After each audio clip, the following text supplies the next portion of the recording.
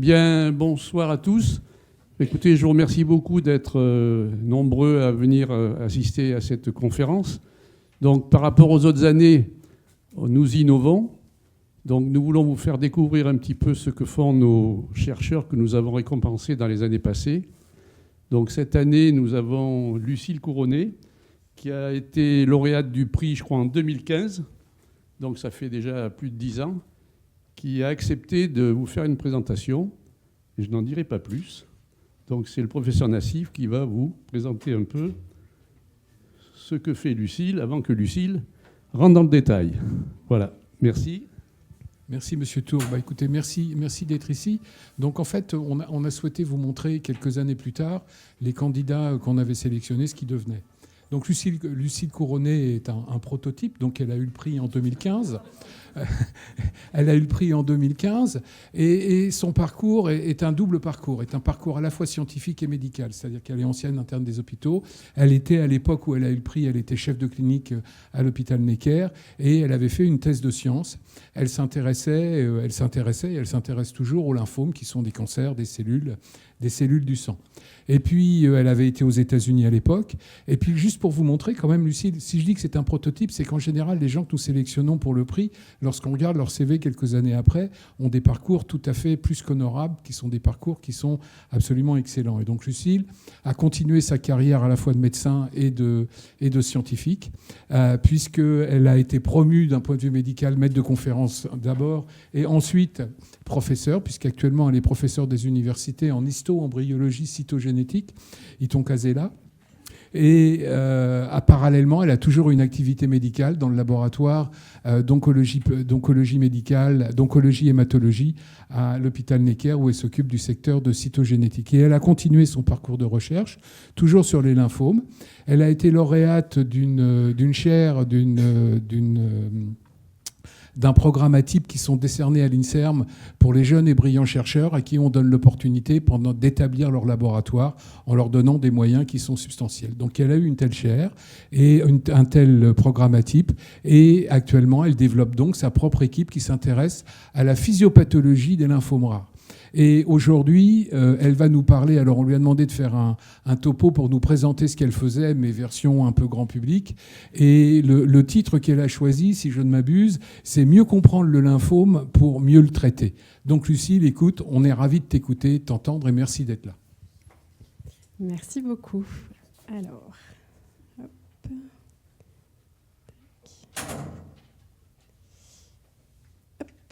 Alors, il faut que je prenne et le micro et le pointeur, on va essayer d'y arriver.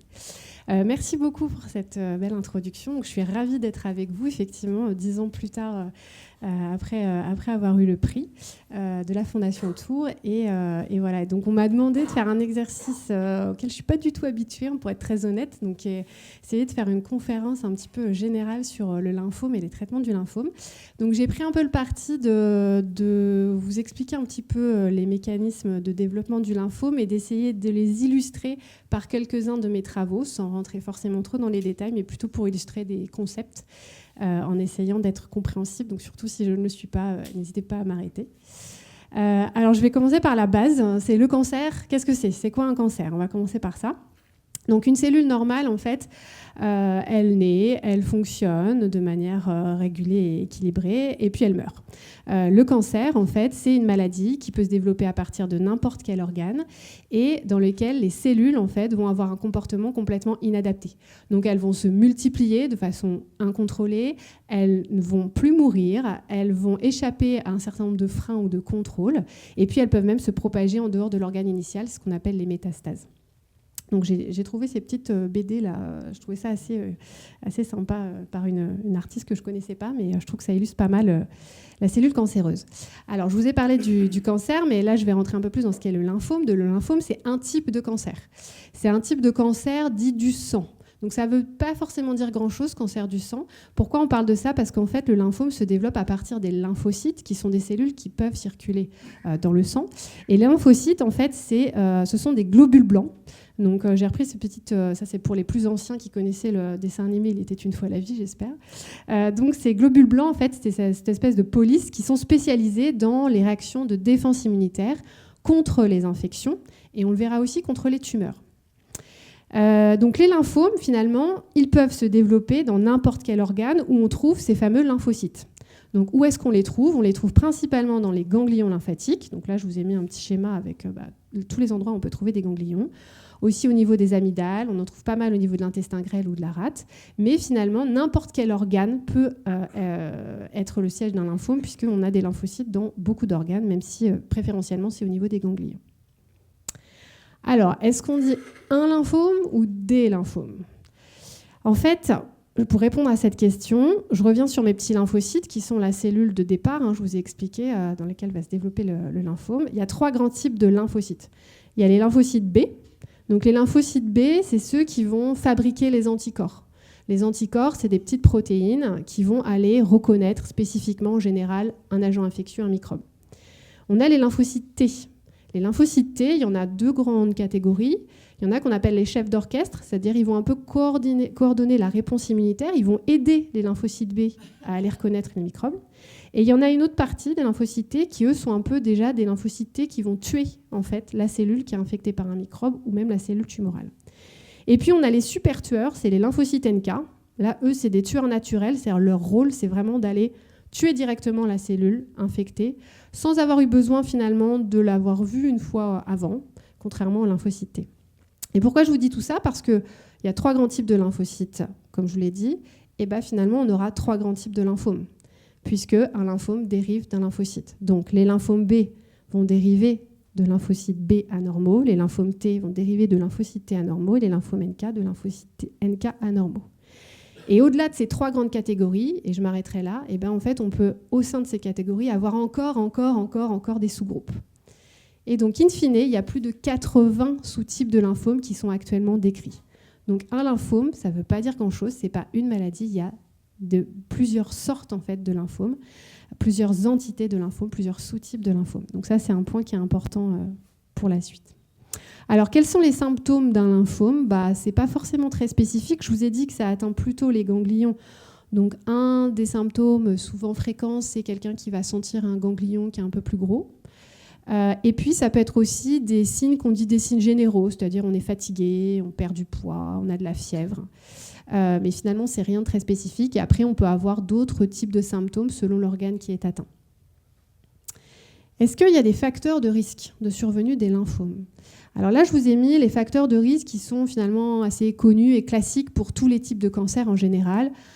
L'alcool, le tabac, le fait de mal manger, le fait d'être en surpoids, le fait de ne pas faire d'activité physique, c'est des facteurs de risque un petit peu généraux des cancers. Pour les lymphomes, c'est un petit peu différent. En fait, on sait que les lymphomes vont se développer plus facilement chez les personnes qui ont un système immunitaire un petit peu affaibli. Donc en particulier, les patients, par exemple, qui vont prendre des traitements d'immunosuppresseurs ou les patients atteints de VIH. Des patients qui vont avoir des infections chroniques à certains virus, le virus d'Epstein-Barr dont je reparlerai, l'hépatite C. Les patients qui ont des maladies auto-immunes ont un surrisque de développer des lymphomes, comme des patients, donc la polyarthrite ou le lupus. L'âge est effectivement un facteur de risque. On sait qu'après 60 ans, on a plus de risques de faire un lymphome. Et puis possiblement, comme dans tout type de cancer, un certain nombre d'expositions environnementales, les pesticides, les radiations. Alors, quel traitement on utilise dans les lymphomes ? Je vous les ai mis par 3 grandes catégories. Donc on a la chimiothérapie. Ça, c'est assez classique, on l'utilise aussi dans d'autres types de cancers. Donc la chimiothérapie, le but d'une chimiothérapie, c'est d'aller détruire des cellules qui vont se diviser. Je vous ai dit, la cellule cancéreuse, elle se divise, elle prolifère de manière incontrôlée. Donc les chimiothérapies vont agir sur les cellules cancéreuses. Malheureusement, on a aussi des cellules normales dans notre corps qui se divisent également. Donc la chimiothérapie va aussi aller détruire un certain nombre de cellules saines, et c'est ce qui explique les effets secondaires, éventuellement, d'une chimiothérapie. Une autre catégorie de traitement, c'est ce qu'on appelle les thérapies ciblées. Et je vous en reparlerai un petit peu plus tard. Les thérapies ciblées, elles vont aller bloquer spécifiquement un mécanisme qui va être impliqué dans la survie de la cellule cancéreuse ou dans la prolifération de la cellule cancéreuse, mais quelque chose qui est spécifique à la cellule tumorale. Donc, normalement, cette thérapie ciblée va agir spécifiquement sur la cellule tumorale et beaucoup moins sur les cellules saines. Et donc, on aura beaucoup moins d'effets secondaires. Et enfin, on a l'immunothérapie. Et là aussi, je vous en dirai 2 mots à la fin. L'immunothérapie, le but, ça va être de stimuler notre système immunitaire pour qu'il aille, en fait, reconnaître et détruire les cellules cancéreuses. Donc c'est les 3 grandes catégories en fait, de traitements qu'on utilise actuellement dans le lymphome. Alors le pronostic d'un lymphome, parce que souvent on me dit est-ce que c'est grave, est-ce que c'est pas grave, c'est un petit peu relié à ce que je vous ai dit avant. Je vous ai dit c'est pas une seule maladie, c'est plusieurs maladies. Donc on ne peut pas donner le pronostic du lymphome en général, ça dépend de l'entité. Il y a certains lymphomes qui vont évoluer très lentement, qui se traitent très bien, et d'autres au contraire, évidemment, qui vont être plus agressifs et qui vont nécessiter des traitements plus lourds. Alors comment on peut essayer de savoir comment un lymphome va finalement évoluer ? C'est là où c'est important, et là j'en viens à la recherche, de faire des études qui vont essayer d'identifier ce qu'on appelle les facteurs pronostiques. Donc les facteurs pronostiques, c'est des critères, certains critères de la maladie, essentiellement diagnostiques, qui vont permettre de dire, chez ce patient-là, je peux dire que la maladie, elle est plus ou moins grave, qu'elle va plus ou moins bien répondre au traitement, que le patient va avoir un plus grand risque de rechute et éventuellement qu'il va guérir ou pas. Donc c'est très important de faire ces études pour pouvoir en fait bien connaître ces facteurs et donc permettre d'adapter le traitement. Parce que bien sûr, si on a identifié qu'un patient avait des facteurs dits de bon pronostic, on va peut-être le traiter moins lourdement qu'un patient qui a des facteurs de mauvais pronostic. Et puis, c'est important aussi pour informer le patient. Souvent, les patients ont des questions vis-à-vis du pronostic de la maladie, donc c'est important de leur dire, voilà, votre maladie, elle a tel ou tel critère. Donc, a priori, vous avez des bonnes chances de guérir. Voilà. Donc, c'est des études qui sont importantes. Alors, pourquoi faire de la recherche sur le lymphome ? Pourquoi ? Parce que le lymphome, donc si je prends tous les types de lymphomes dont je vous ai parlé, les 80 sous-types, ça représente quand même 20 000 nouveaux cas par an en France. C'est le 5e type de cancer le plus fréquent. Derrière les cancers, évidemment, qu'on connaît tous, le sein, le poumon, la prostate et le côlon. Mais néanmoins, ça arrive juste derrière. Et parmi tous les cancers du sang, je mets sang entre guillemets, c'est le plus fréquent. C'est bien plus fréquent que les leucémies, dont on entend aussi beaucoup parler, mais en fait, les lymphomes, c'est plus fréquent. 2 pics donc de survenue. Je vous ai dit après 60 ans, parce qu'on sait qu'après 60 ans, il y a un petit surrisque de faire un lymphome, mais il y a aussi un petit pic pour certaines entités de lymphome chez l'adolescent et l'adulte jeune. Donc ça ne concerne pas non plus que les adultes d'âge mûr, je vais dire, ça concerne aussi éventuellement des adolescents ou des adultes jeunes. Comme je vous l'ai dit, la prise en charge, elle est très différente selon le sous-type de lymphome, l'évolution clinique également. On a fait des grands progrès thérapeutiques, en particulier avec les thérapies ciblées, avec l'immunothérapie, mais néanmoins, il y a des patients qui ne répondent pas au traitement. Donc, c'est très important de bien comprendre quels sont les mécanismes en fait, sous-jacents au développement des lymphomes pour pouvoir améliorer les traitements et améliorer la prise en charge et le pronostic des patients. Alors, comment un lymphome apparaît-il ? J'aurais même presque pu mettre comment un cancer apparaît-il, parce que ça peut s'appliquer à tous les types de cancers. Dans la plupart des cas, c'est par l'accumulation de mutations génétiques. Alors, qu'est-ce qu'une mutation génétique ? Une mutation génétique, c'est une modification rare de notre information génétique, de notre ADN. Donc, vous vous rappelez, l'ADN, en fait, c'est une molécule comme celle-ci, avec 2 brins, où on a en fait un code qui est matérialisé par des petites lettres, là, c'est des bases A, T, C, G. Et donc, on a un code génétique qui va nous permettre en particulier de produire un certain nombre de molécules, des protéines, et normalement, tout se passe bien. Quand on a un cancer, en tout cas une cellule qui va devenir cancéreuse, on a des mutations qui vont apparaître. Alors, les mutations, c'est quoi ? C'est qu'on va avoir justement des petites lettres, là, qui vont soit s'ajouter, soit disparaître, soit au contraire, on va avoir des changements, des modifications en fait de ces petites lettres. Et donc, c'est comme ça qu'apparaissent des mutations. Et ces mutations, en fait, elles peuvent avoir 2 types de conséquences. Soit on a une mutation sur un gène, et en fait, la conséquence de ça va être que la protéine qui est codée par ce gène va être anormale. Elle va avoir une fonction complètement anormale. Soit au contraire, quand on a une mutation, la conséquence, ça peut être qu'au contraire, on n'a plus de protéines. Dans tous les cas, les mutations vont aboutir à une dérégulation de processus qui se passent dans la cellule, soit parce que, je vous dis, la protéine est devenue anormale, elle fait n'importe quoi, soit au contraire parce qu'elle est plus présente et que c'était une protéine qui était très importante pour la cellule. Comment on les détecte, ces mutations ? Alors, on les détecte par ce qu'on appelle des techniques de séquençage. Donc les techniques de séquençage, c'est quoi ? C'est des techniques qui permettent de lire justement l'ADN des cellules cancéreuses et d'aller essayer d'identifier des mutations. Donc c'est une petite modification de la séquence d'ADN. Donc comment ça se passe? En fait, on prend un morceau de la tumeur ou du cancer, ce qu'on appelle une biopsie. Donc ça, c'est valable pour le cancer en général et pour le lymphome en particulier. On va, par des techniques au laboratoire, extraire l'ADN de ces cellules cancéreuses, les passer dans une machine qui s'appelle un séquenceur, qui va lire l'ADN. Donc vous voyez, il va reconstituer en fait la suite de lettres dont je vous parlais tout à l'heure, GA, CT, AG par exemple. Et ensuite, on va aller comparer en fait cette séquence des cellules de la tumeur à une séquence du génome normal, parce qu'on le connaît en fait, le génome normal, donc on connaît la suite normale des lettres, et on va regarder si on a une différence. C'est vraiment chercher l'erreur, quoi. Si on a une différence, c'est qu'on a une mutation. D'accord ? Et donc ça, on va pouvoir regarder beaucoup de gènes comme ça et regarder s'il y a des mutations dans plein de gènes qui pourraient expliquer le développement des cancers et des lymphomes. Alors ça, c'était une petite introduction avant de vous parler de mon lymphome d'intérêt. Et je vous ai parlé de pas mal de choses parce que vous verrez qu'on va y revenir après.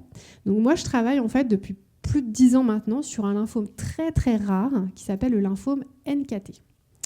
Pourquoi il s'appelle lymphome NKT ? C'est un peu par rapport à ça revient à ce que je vous ai dit tout à l'heure, c'est parce qu'il va dériver soit de lymphocyte T, soit quelquefois il dérive de lymphocyte NK. Ça dépend. Donc c'est pour ça qu'on l'appelle lymphome NKT. C'est un lymphome très très rare. Je vous ai dit tout à l'heure, tous les lymphomes, ça représente 20 000 nouveaux cas par an en France. Celui-là, c'est que 50 nouveaux cas par an en France. Donc c'est extrêmement rare. Un lymphome très particulier, parce qu'il est associé au virus de l'Epstein-Barr. Alors, je ne sais pas si ça vous parle, mais c'est le virus de la mononucléose infectieuse, qui est un virus finalement assez banal. On a tous été confrontés à ce virus, et il ne se passe pas grand-chose. Au pire, on fait une mononucléose, voilà, c'est tout ce qui peut se passer. Mais dans certains cas, très rares cas, voilà, ça peut donner des lymphomes comme celui-là, qui est le lymphome NKT. Et il est beaucoup plus fréquent en Asie. En fait, vous voyez, là, c'est le petit rond violet, le lymphome NKT. En fait, vous voyez, hop, là, sur la carte, il y a beaucoup plus de cas en Asie que chez nous en Europe. Et il est plutôt globalement, on dit, de mauvais pronostic. Donc, si vous regardez la courbe bleue, qui est la courbe, en fait, des patients qui ont un lymphome NKT assez avancé, on va dire, avec des atteintes multiples, on voit que, vous voyez, par exemple, à 40 mois, on a 30% des patients qui sont vivants, sous-entendu, malheureusement, 70% déjà qui sont décédés. Donc, moi, toute ma recherche, elle a été guidée par ça. Donc, je reviens à mon titre de départ, mais c'est vraiment ça, c'est essayer de mieux comprendre ce lymphome-là pour essayer de mieux le traiter en développant des nouvelles stratégies thérapeutiques. Alors, comment se forme le lymphome NKT ? Le lymphome NKT, en fait, si on va revenir un petit peu sur ce qu'on a dit avant, donc il y a, ça, j'en parlerai pas, mais c'est un événement qui est important, c'est, je vous ai dit qu'il y a cette histoire de virus, là, l'infection par l'Epstein-Barr virus, qui est un élément qui est important dans le développement de ce lymphome. Et il y a des fameuses les mutations dont je vous parlais tout à l'heure. Donc il y a des mutations qui vont survenir dans ce lymphocyte, et ces mutations, en fait, vont avoir pour conséquence une survie prolongée des cellules qui vont proliférer de manière incontrôlée, qui ne vont plus mourir et qui vont avoir des capacités d'invasion. Et ça va concourir, donc je vous dis, à une transformation de la cellule normale en une cellule cancéreuse et au développement du lymphome NKT.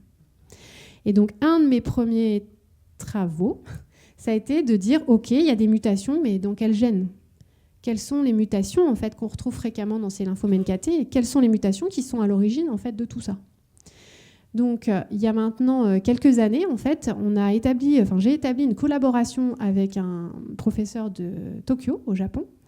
Et cette collaboration, en fait, nous a permis de créer, de rassembler beaucoup d'échantillons de patients avec lymphome NKT. Donc, on avait 178 échantillons de patients, ce qui était quand même une série de patients assez impressionnante. Et on a séquencé les tumeurs, comme je vous ai expliqué tout à l'heure, pour détecter des mutations. Et là, vous avez ici un graphique qui vous montre tous les gènes qui sont mutés chez ces patients. Donc, ils ont des noms un petit peu barbares, mais ce n'est pas forcément le problème ce soir. Mais voilà, on peut voir que, par exemple, ce gène-là, on a 25% des patients qui sont mutés pour le gène CD274, et ainsi de suite pour tous les autres gènes. Donc, ça permet de décrire un petit peu toutes les mutations présentes chez les patients avec lymphome NKT. Et moi, je me suis intéressée à un gène, parce que vous savez, en recherche, plus ça va et plus on resserre le champ de recherche. On essaie d'être pointu sur un petit sujet. Et on s'est intéressé à celui-là, MSN. Donc vous verrez dans la présentation, il s'appelle MSN, mais on peut dire aussi la moésine, parce qu'il code pour une protéine qui s'appelle la moésine. Pourquoi on s'est intéressé à celui-là, vous allez me demander. En fait, parce que les autres gènes qui étaient plus fréquemment mutés, il y a déjà d'autres équipes qui s'y étaient intéressées.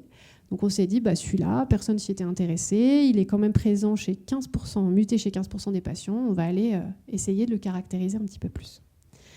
Alors ce qu'on a pu montrer dans ce travail, c'est que justement, quand les patients avaient des mutations de ce gène, dans ce cas-là, ça aboutissait justement à une absence de protéines.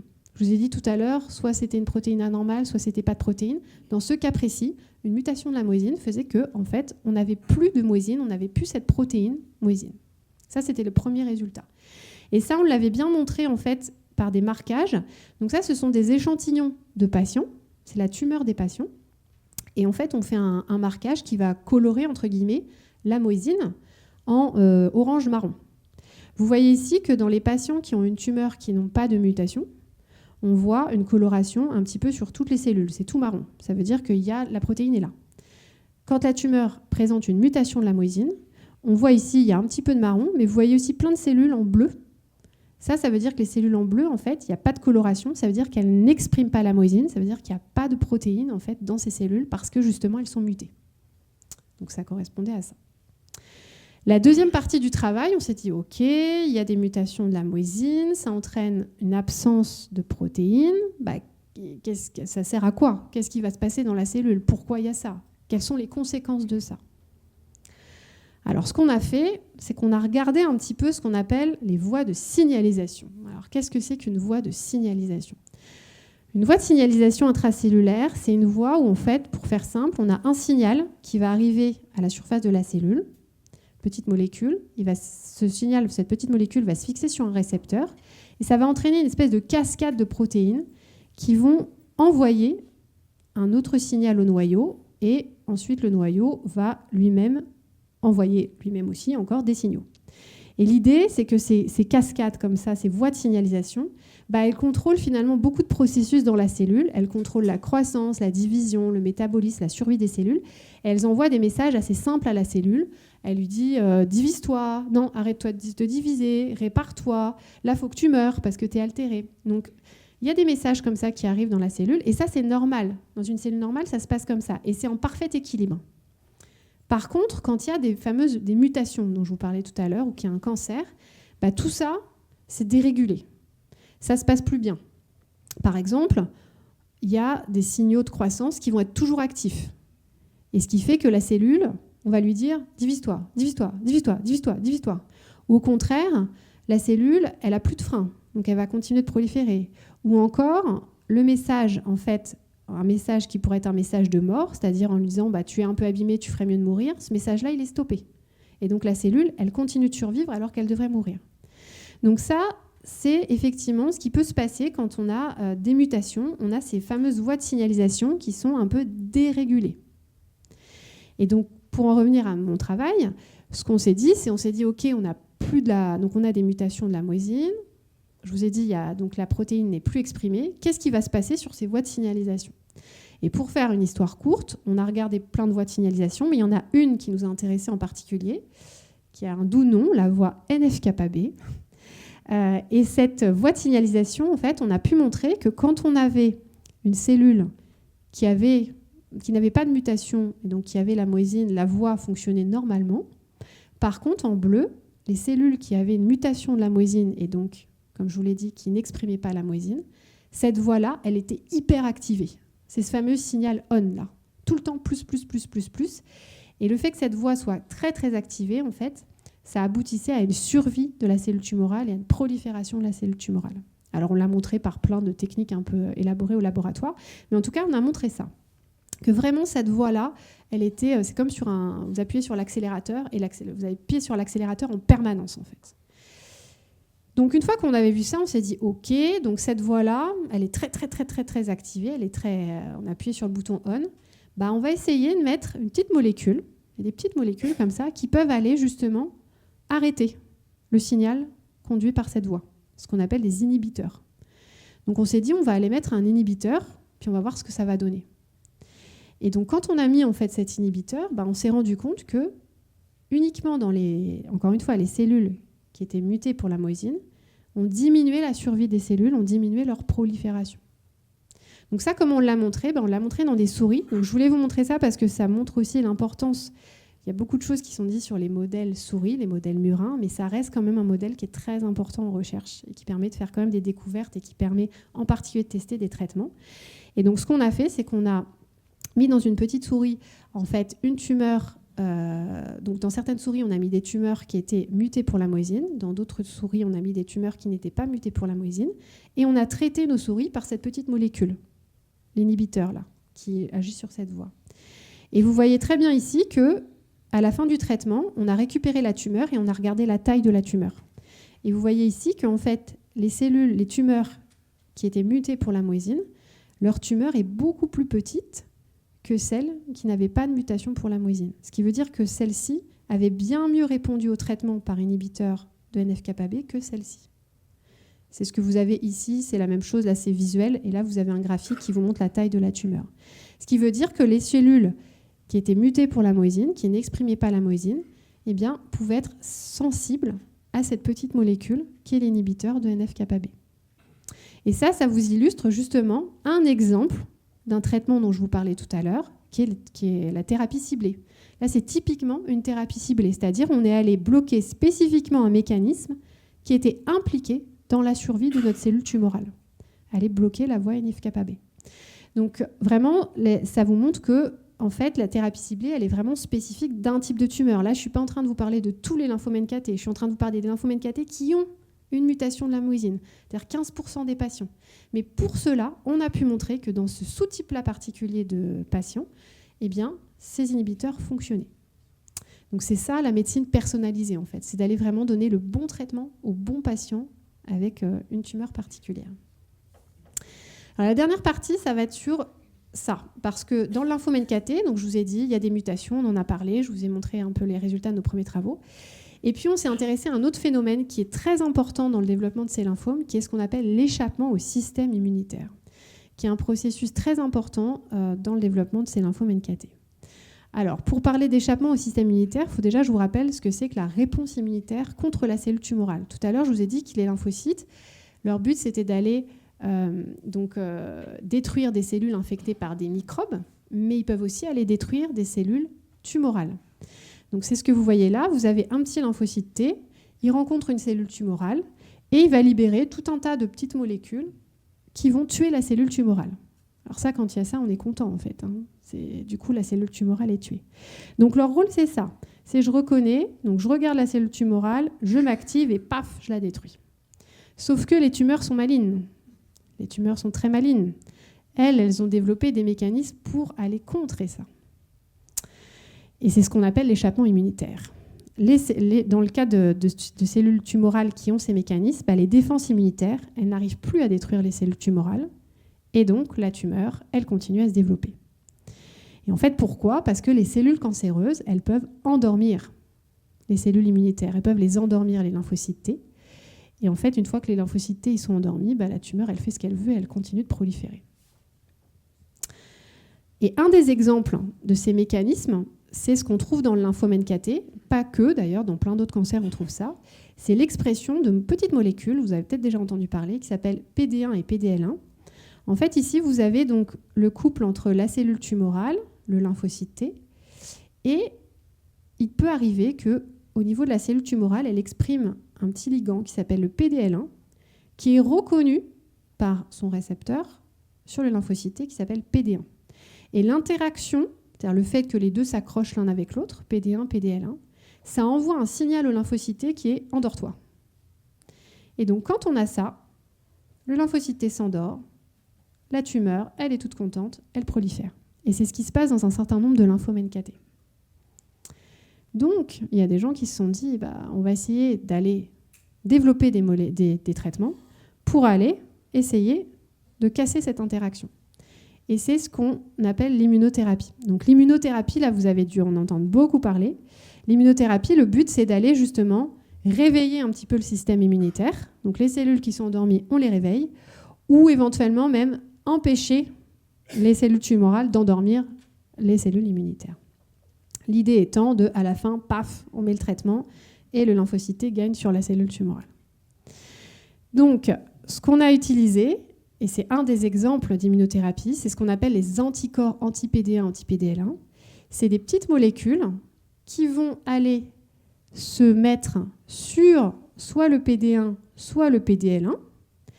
Et en fait, en se liant au PD1 ou au PDL1, vous voyez, ils vont empêcher l'interaction qu'on avait tout à l'heure. Comme le PD1 et PDL1 ne se touchent plus, vous voyez, ils sont écartés là, grâce en fait à ces anticorps qui vont aller recouvrir en fait les deux ligands.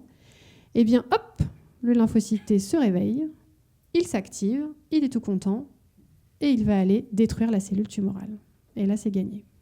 Donc ça, c'est un des exemples. Et ça, ces immunothérapies-là, les anti-PD1, PDL1, on l'utilise beaucoup dans le lymphome NKT, mais c'est beaucoup plus fréquemment utilisé dans plein de cancers solides. Et ça a révolutionné clairement le pronostic d'un certain nombre de patients avec des cancers solides, dans le mélanome, dans le cancer du poumon, dans le cancer colorectal, dans tout un tas de types de tumeurs. Donc nous, dans le lymphome NKT, ça a aussi beaucoup changé la donne, parce que ça, c'était les courbes de survie que je vous ai fait voir tout à l'heure, qui n'étaient pas très bonnes. En fait, c'était des courbes de survie avant l'arrivée de ces anti-PD1, PDL1. Et depuis qu'on a ces anti-PD1, PDL1, vous voyez que les courbes de survie, elles sont nettement meilleures. Elles ne sont pas parfaites, mais elles sont nettement meilleures. Donc il y a vraiment eu une grande avancée avec ces traitements. Et donc moi, je travaille aussi sur ça, c'est-à-dire je dis, OK, ça a l'air de bien marcher, mais comment on pourrait faire que ça marche encore mieux dans le lymphome NKT ? Alors un des premiers axes qu'on a aussi au laboratoire, c'est d'aller essayer de trouver des marqueurs de réponse. Alors pourquoi ça ? Parce que là, je vous ai montré une très belle courbe. Vous vous dites, c'est super, la plupart des patients sont guéris. En fait, c'est plus compliqué que ça. Probablement que si on faisait un zoom sur ces patients, on pourrait se dire qu'en fait, il y a des patients qui vont très très bien répondre. Eux, ils sont guéris tout de suite. Des patients qui vont moyennement bien répondre. Et puis quelques patients qui ne vont pas bien répondre. C'est comme si on... Voilà, donc tout est pris là, c'est parce que là, on regarde tout le monde en même temps, mais il y a quand même ces catégories de patients à l'intérieur. Et donc, il faut absolument identifier dès le début ceux qui vont mal répondre. Pourquoi ? Parce que ça ne sert à rien de leur proposer ces anti-PD1 si on sait d'emblée qu'ils vont mal répondre. Donc, autant leur proposer directement autre chose. Donc, nous, on est en train de faire des études au laboratoire où on reprend tous les patients qui ont été traités par ce type d'immunothérapie et on essaye de comprendre pourquoi certains ont répondu et pourquoi d'autres n'ont pas répondu. Une autre façon aussi d'optimiser ça, et c'est ce qu'on fait au laboratoire, c'est d'essayer de combiner ces traitements-là, donc les anti-PD1, avec d'autres choses.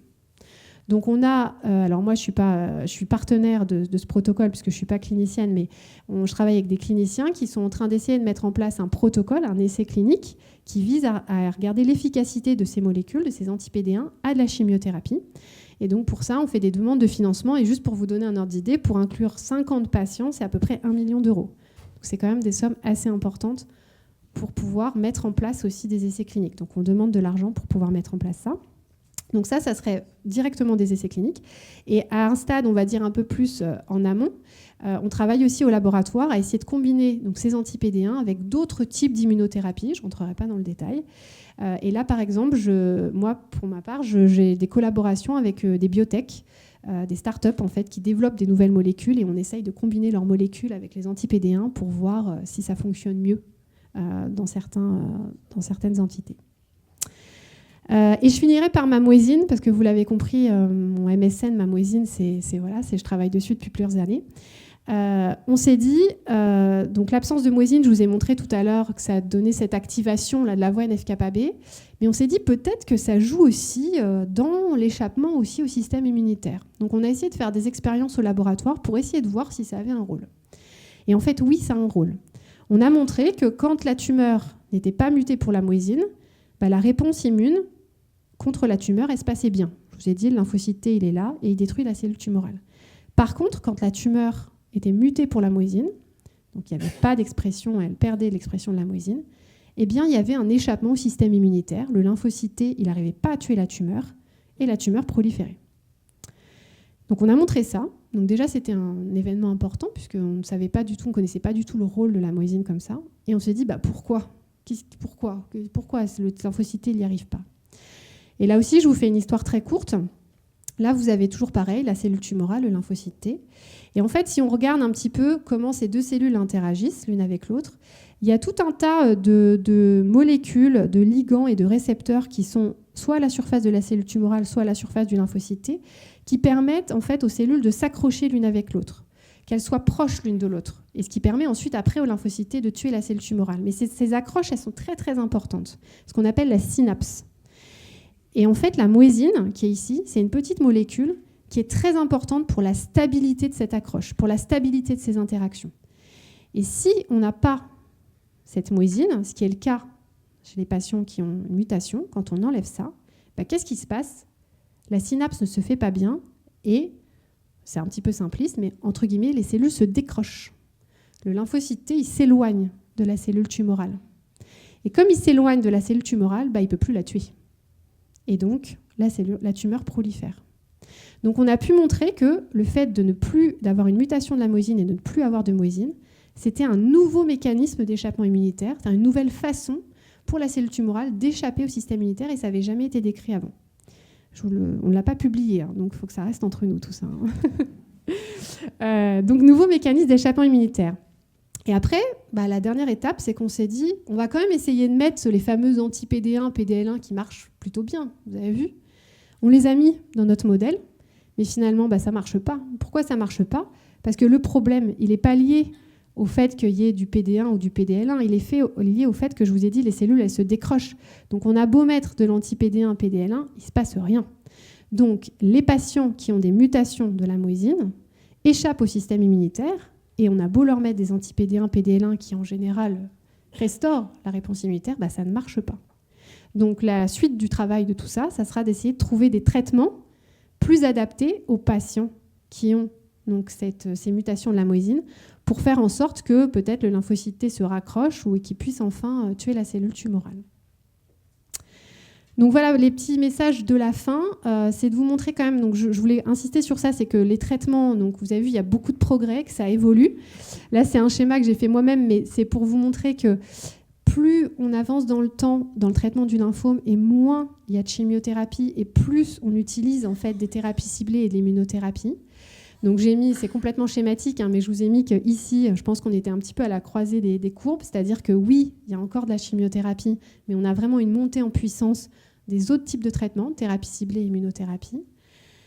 J'ai mis 2030, 2035, je ne sais pas, mais à l'avenir, je pense qu'à un moment, on aura des protocoles de traitement sans chimiothérapie, et ça commence déjà dans le lymphome.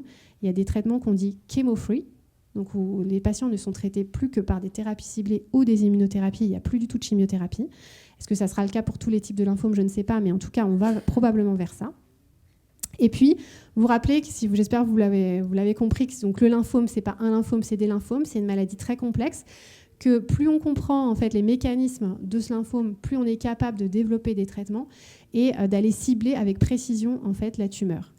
C'est ce qu'on appelle la médecine personnalisée. Et donc, j'ai fini ça par cette petite citation qui date, en fait, vous voyez, mais qui est William Osler, qui était un professeur de médecine canadien, mais qui était probablement très visionnaire, et qui disait qu'un bon médecin traitait une maladie, un grand médecin traitait un patient qui avait une maladie spécifique, ce qui va dans le sens de cette médecine personnalisée. Voilà, et donc je remercie, et j'ai mis cette diapo un petit peu aussi pour vous montrer toutes les personnes qui ont participé à tous ces travaux, parce que c'est évidemment pas que moi, et la recherche, c'est pas une seule personne, mais c'est plein de personnes.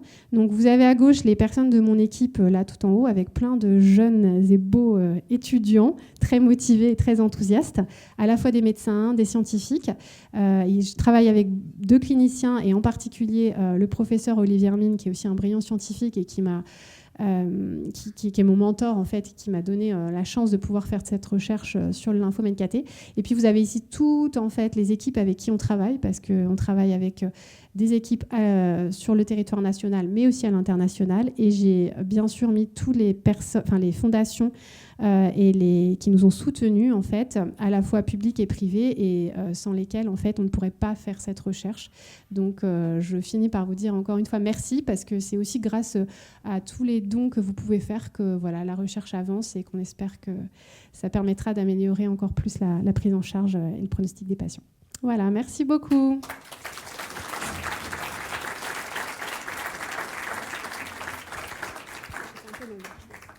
Merci Lucille, c'était très bien et très didactique. Je ne sais pas, il y a peut-être des questions, part pas trop loin. Peut-être qu'il y a des personnes qui veulent des précisions sur 1 ou 2 points. Non, pas de questions. Moi, Ah bah si, Eric, tu as une question. D'abord, merci beaucoup, parce qu'on a appris beaucoup de choses sans être des experts. La question que j'avais, c'est que d'un côté, tu dis que c'est une tumeur qui est liée à l'EBV. Après, tu as beaucoup parlé des mutations. Est-ce qu'il y a un lien entre les deux ou c'est vraiment des mécanismes parallèles qui se... Très bonne question, ça fait l'objet de ma demande de financement actuelle. Non, c'est une très bonne question. En fait, je n'ai pas du tout abordé ça, mais il y a très probablement un lien parce qu'il y a des mutations, et en particulier les mutations de la moïsine, je reviens à ça, qu'on ne trouve que dans ce sous-type de lymphome-là qui est lié à l'EBV. Donc je pense que les mutations aussi qu'on trouve dans ces lymphomes entraînent un échappement au système immunitaire, mais en fait, probablement un échappement spécifique, en tout cas à la réponse immune anti-EBV. Donc je pense qu'il y a clairement un lien entre les mutations, l'EBV et la réponse immune contre l'EBV. Mais c'est vraiment en cours et c'est quelque chose que j'aimerais explorer. D'autres questions? Si, une question là-haut. Allez-y, parlez fort.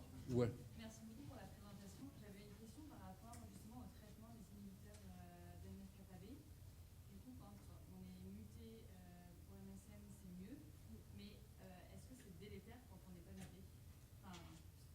Oui, c'est bien. Ouais. Alors, donc dans les expériences qu'on a faites, on a fait que sur des cellules, en fait, soit des cellules qu'on a au laboratoire, soit des souris.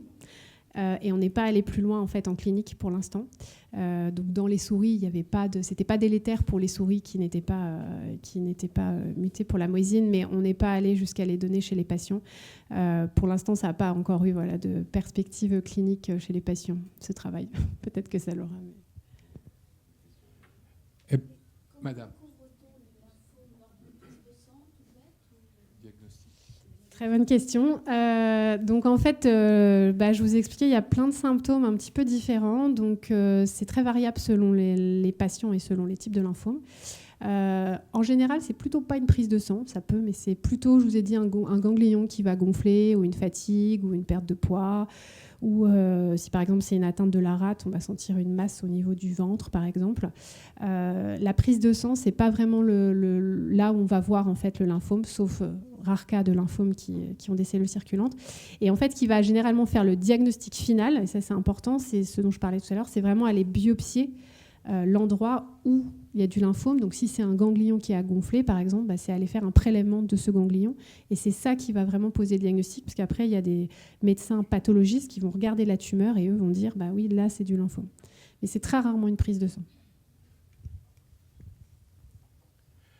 Eh bien, s'il n'y a pas d'autres questions, on va remercier encore Lucile pour cette belle présentation.